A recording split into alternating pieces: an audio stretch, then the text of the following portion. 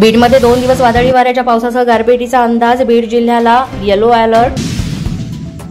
वर्ध्यात अवकाळी पावसाची हजेरी. देवळी, सेलू, हिंगणघाट, वायगाव भागात मुसळधार पाऊस. नंदुरबारच्या गंगापूर परिसरात गारपिटीसह तुफान पाऊस. अचानक आलेल्या वादळी पावसामुळे शेती पिकांचं नुकसान. कांदा आणि मका पिकाचं सर्वाधिक नुकसान. अहिल्यानगर जिल्ह्यात जोरदार अवकाळी पावसाची हजेरी. संगमनेर आणि अकोले तालुक्याला मुसळधार पावसासह गारपिटीनं झोडपलं. पावसामुळे पिकांचे मोठ्या प्रमाणात नुकसान. साताऱ्याच्या पाटण तालुक्याला सलग दुसऱ्या दिवशी अवकाळी पावसानं झोडपलं. मका आणि शाळू पिकाला फटका, तर अनेक ठिकाणी इलेक्ट्रिक पोलही कोसळले. नाशिक शहरासह ग्रामीण भागाला गारपिटीनं झोडपून काढलं. माड, संगवी आणि ओढा गावासह परिसरात गारपीट. जिल्हा प्रशासनाकडून नुकसानीची पाहणी केली जाणार. नाशिकच्या बागलाण तालुक्यातील ताहाराबाद परिसरामध्ये मुसळधार पावसाची हजेरी. कांदा, डाळिंब तसंच भाजीपाल्याचं नुकसान होण्याची दाट शक्यता.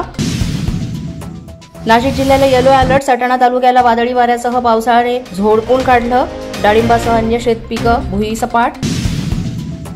जळगावच्या वरणगावमधील नागरिकांचा पाणी पुरवठा सुरळीत करण्याच्या मागणीसाठी आंदोलन. नगरपालिका मुख्याधिकाऱ्यांच्या दालनात ठिय्या मांडला. 15 दिवसांपासून एकदा पाणी पुरवठा होत असल्यानं नागरिक हैराण.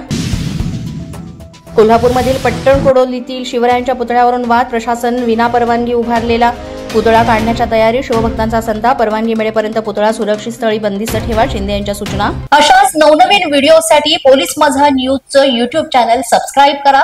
तसंच आमचं फेसबुक, इंस्टाग्राम आणि ट्विटर अकाउंट फॉलो करा.